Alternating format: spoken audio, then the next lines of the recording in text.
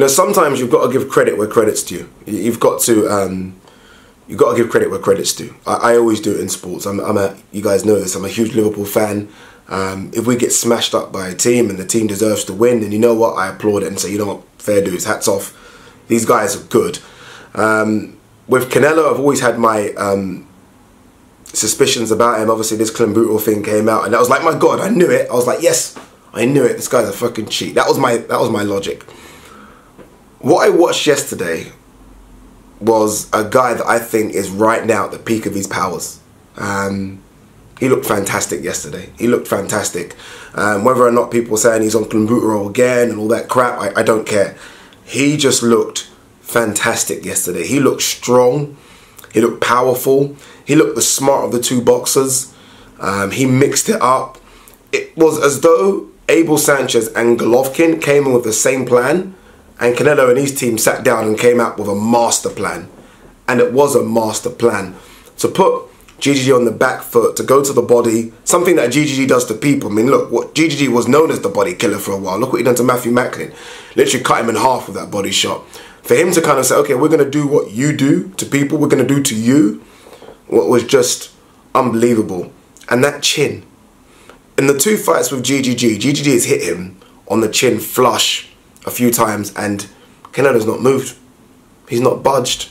I've always said that his gas tank runs empty. I mean, you look at the earlier fights in his career, Angulo, Lara, even Floyd, the gas tank does run empty. Not against GGG. And that was like literally walking GGG down. You're supposed to get tired. He didn't get tired. And it was just a fantastic performance. He's what, 28 I think is Canelo, and his resume is thick.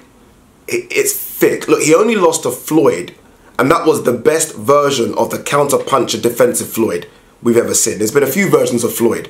The best version we've ever seen of Floyd, I think, is against Diego Corrales. But in terms of the Floyd that is a defensive counter-puncher, that Floyd that night, you can't beat that Floyd.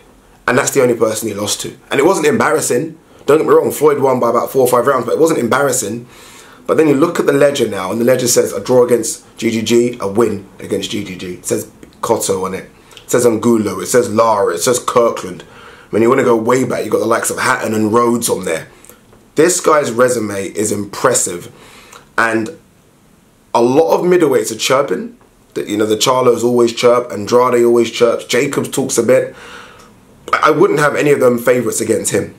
And I mean that. The experience he's getting now is it's frightening, and it's big time experience as well. A lot of fighters talk about this. They talk about it's easy fighting in front of 2,000 or 3,000 people.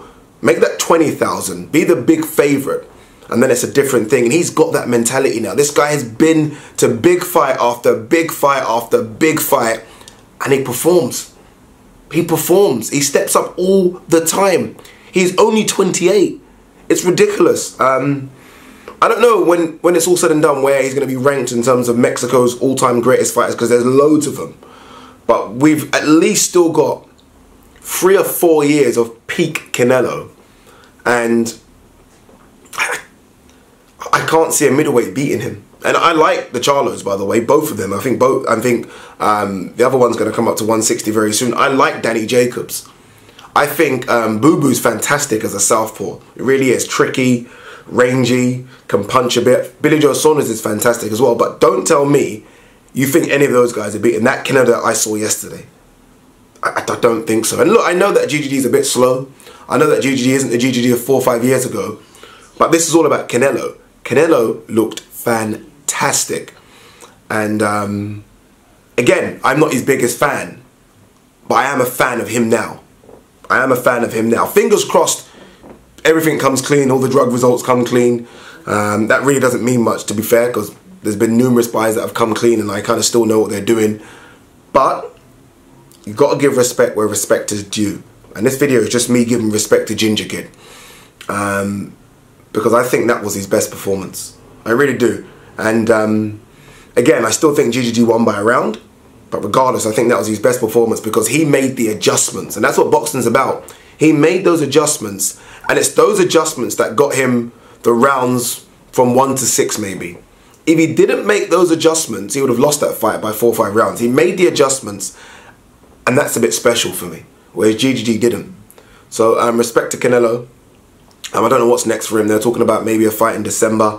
I don't know against who. Maybe just to earn some bit more money, because obviously he was out in May, so he might be shy of 20 million. But there's going to be a lot of people interested in him. Obviously his contract with HBO is up now. So Eddie Hearn and ESPN and everyone's going to be on the phone to him, making him bucket load of offers. Because he's a genuine superstar. And I know Mexico right now are super proud.